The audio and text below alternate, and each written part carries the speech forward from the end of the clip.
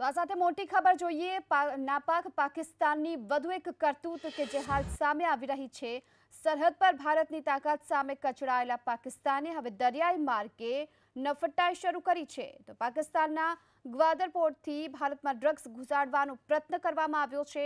500 કરોડનો ડ્રગ્સ ઘુસાડવાનો આ પ્રયાસ હતો। જો કે એટીએસ અને ડ્રગ્સ માફિયાઓ વચ્ચે ઘર્ષણ થયું, જેમાં 9 જેટલા ડ્રગ્સ માફિયાઓની ધરપકડ પણ થઈ છે। વધુ વિગતો મેળવીએ સંવાદદાતા કુશાંક સોની પાસેથી। કુશાંક, શું અપડેટ સામે આવી રહ્યા છે?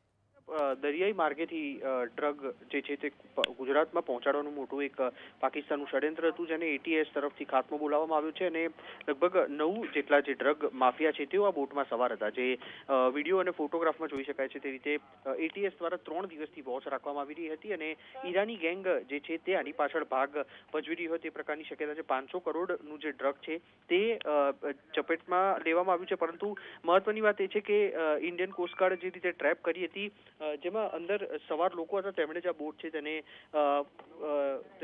બાળી નાખી હતી અને કોનું હતું આ જે ડ્રગ કોને પહોંચાડવાનું હતું તે વિશે એટીએસ તરફથી માહિતી મેળવવામાં આવી રહી છે। મહત્વનું છે કે આ જે આખું કન્સાઇનમેન્ટ આવી રહ્યું હતું તે કોની પાછળ તેનો હાથ હતો તે પણ એક માહિતી સામે આવી છે। હમીદ મલિક નામનો પાકિસ્તાની એક નાગરિક છે, તેણે આ બોટમાં ડ્રગ મોકલ્યું હતું, જેની કિંમત લગભગ 500 કરોડ જેટલી થવા પામી રહી છે અને હાલ કે એટીએસને એક મોટી જે સફળતા છે તે હાથ લાગી છે તે ચોક્કસથી કહી શકાય। ગીતા જી કુશંગ, આ સાથે જ જે પ્રમાણે 9 જેટલા ડ્રગ માફિયાઓ કે જેમને અત્યારે હાલ ધરપકડ કરી લેવામાં આવી છે, ક્યાં લઈ જવામાં આવશે, કયા પ્રકારની પૂછપરછ હાથ ધરાશે?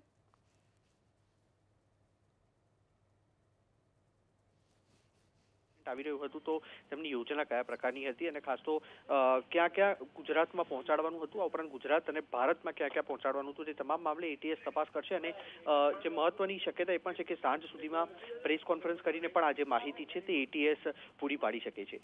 જી આભાર આપનો સમગ્ર માહિતી બદલ। તો જે પ્રમાણે હાલમાં સરહદે ભારતની તાકાત સામે કચડાયેલા પાકિસ્તાને દરિયાઈ માર્ગે હવે નફટાઈ શરૂ કરી છે અને આ સાથે જ ડ્રગ્સ ઘુસાડવાનો પ્રયત્ન થયો, જેને હાલ એટીએસે નિષ્ફળ બનાવ્યો છે।